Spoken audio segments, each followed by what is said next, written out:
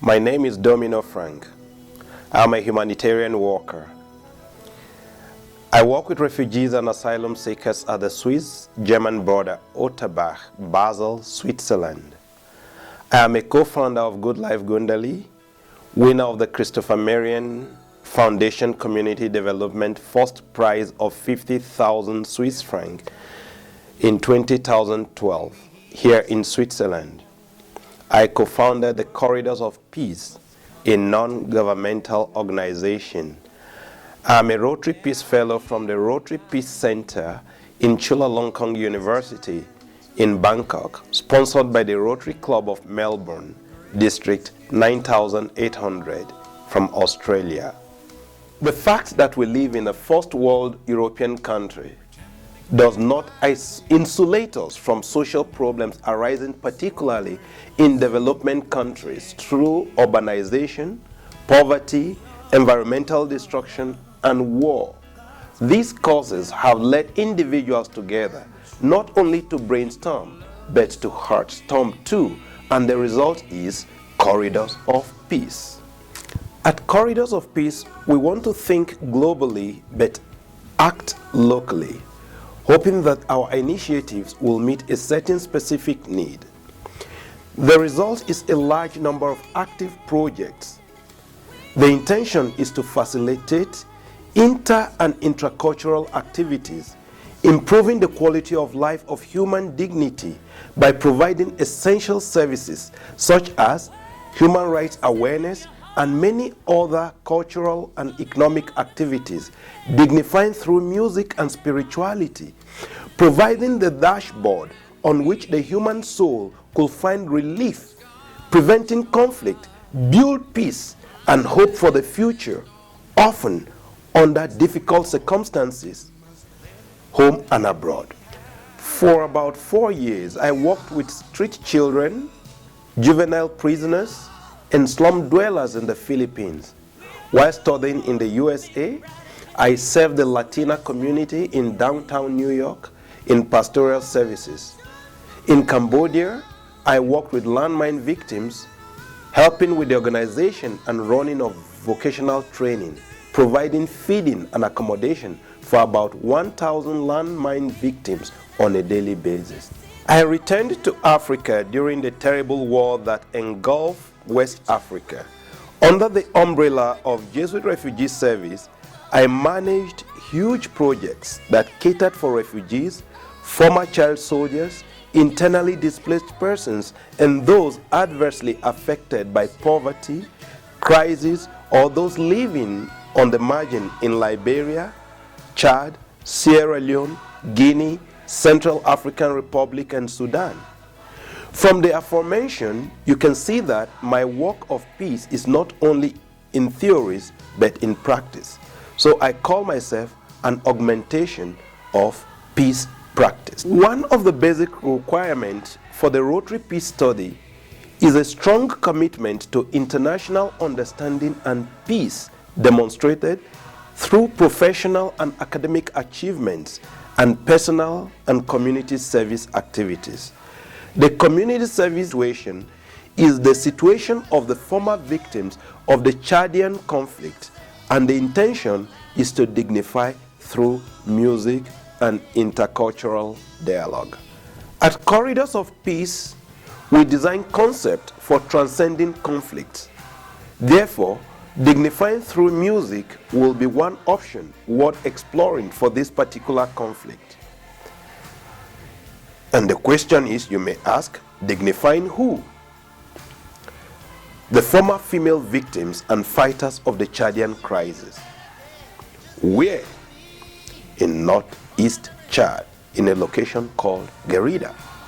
To give you a brief history, the Tamar people have always been attacked, looted, raped, and assaulted by the Zagawas, who constitute the majority of the ruling party.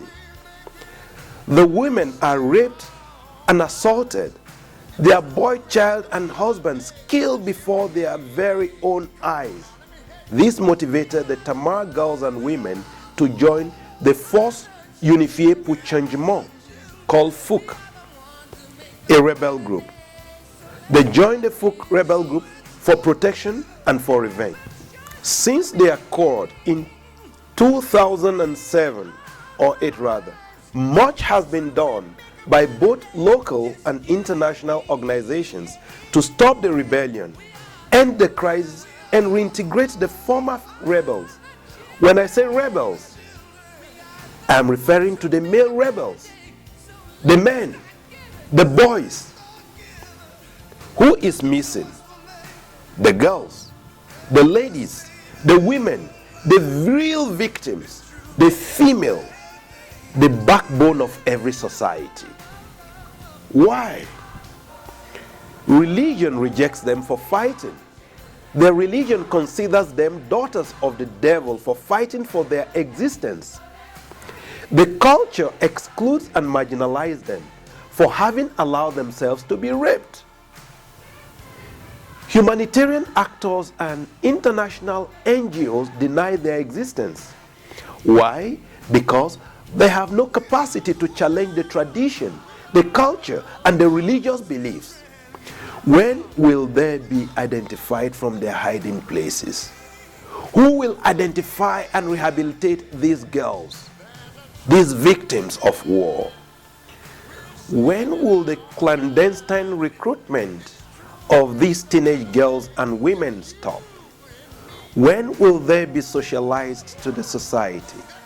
When will they be rehabilitated like their former male colleagues?